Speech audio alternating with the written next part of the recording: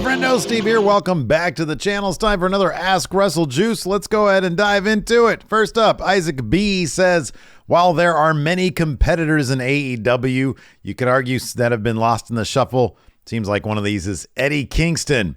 It feels like he hasn't had anything of storyline substance for months. Obviously, he just had his dream match against Jun Akiyama, but that was for the large part a last-minute match added to the Full Gear pre-show.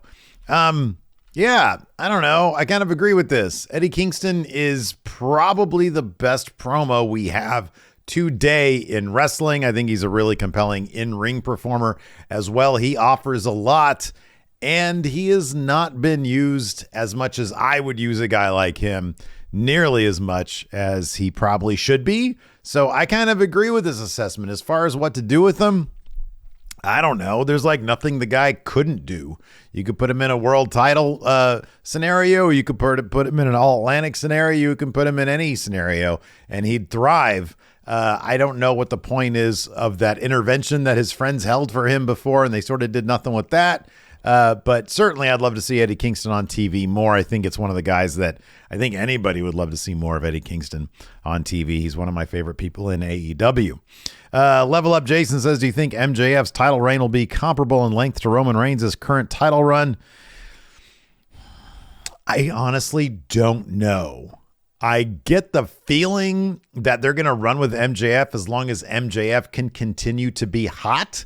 And if that's the case, they're going to run with MJF probably for at least a year and change, because the big storyline of the bidding war of 2024, I think, is going to factor in to his run as champion.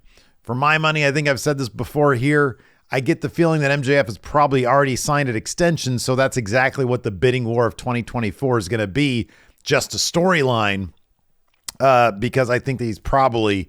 when he came back, he probably did sign an extension, and it's just being kept on the down low. The AEW is good at keeping secrets when they really want to keep a secret. And in the case of MJF, he's really good at sort of keeping the kayfabe, staying in character, so he can keep a secret as well. So if that's the case, I don't know about like 2 years or 3 years where Roman Reigns has been champion for like 1,000 days or something. I don't know about that. But certainly it's not difficult to think that MJF is going to be champion as long as he stays hot and healthy, probably for, I don't know, 400, 500 days or so. I could see that being the case for sure. Aaron Oralaza says, do you think if the Elite came out at Full Gear without prior reveal, came out to Kansas, it would have gotten a bigger pop? It got a pretty big pop the way it did. So I don't know if like measurably it'd be an even bigger pop. I think a lot of people figured it would be them. Like, I think people would have figured it out in the first place. I think they could have done this the same way maybe they did CM Punk, except instead of Sean Ross Sapp learning himself that it was CM Punk, they could have like leaked it to the dirt sheets and said, hey, the Young Bucks are going to be there. So if everybody in the arena knows it's them, but it hasn't been revealed, then maybe it's an even bigger moment for them. But I don't know. In the end, what they did was fine. Braden Loader says, what are your thoughts on the best of 7 series between the Elite and Death Triangle? He says, personally, I think it's a little overkill. So the matches are going to be really good. Here's my hope for the best of 7 series is that each match tries to tell a specific story. Like, for example, in one match, let's say Kenny Omega gets taken out early on, so it ends up being the Young Bucks versus the other 3 versus Death Triangle, and then they have to persevere and find a way to win. And then you do something vice versa on the next match. I don't know how to go about that. I'm not a wrestler. I don't lay out matches, but I would like to see something more than just 7. You know this is going to go 7. Than just 7 matches that all have the same look and feel. I'd like them to tell different stories along the way. Counter and counterpoint, et cetera, et cetera. If they do that, then I think it'll be super successful. If they don't do that and they just go out there and like, hey, let's do a bunch of cool shit, it might start to feel a little bit redundant. That being said, they all have terrific chemistry. So even if they go that route, you're going to get a lot of really good matches. Some guy says, if Tony Khan makes the Elite happy, how long could you see them staying in AEW? After all, the WWE offer is going to be inevitable. I mean, I don't know. It depends. If he's able to make them happy, then I think they'll probably stay there in perpetuity. They might retire there. I think that they're going to have a very, very substantial WWE offer on the table whenever their contracts run up, which I believe is probably towards the end of next year. I think. Could be wrong about that. So I think that WWE is going to make them a massive offer, and they'll have to look back at what they've been able to accomplish in AEW and determine if whether or not that big money offer, and along with, some people there at WWE now who might know how to book wrestling a bit better than Vince McMahon did in his sad last days, if they've accomplished everything that they could accomplish in AEW, I don't know why they'd want to stay there except to continue on the challenge of trying to build it as a competitor to the WWE. But in terms of wrestling dream matches, there are a lot in WWE. And if they want to increase their profile even more and then go back to AEW after a run in WWE, that wouldn't shock me either. So I don't know. It'll be interesting to see what happens. Stu Walbaum says, do you see improvements coming to AEW after Full Gear? I certainly hope so. I feel like Full Gear accomplished a task of cleaning the slate, wiping the slate clean, and setting up a lot of interesting things post Full Gear. Now the idea is you got to follow up on that. And you gotta have an eye for storytelling, which over the past couple months or so, Tony Khan really has kind of not done great at. But we got a clean slate, new champions, new opportunities. So hopefully it'll all be good from here.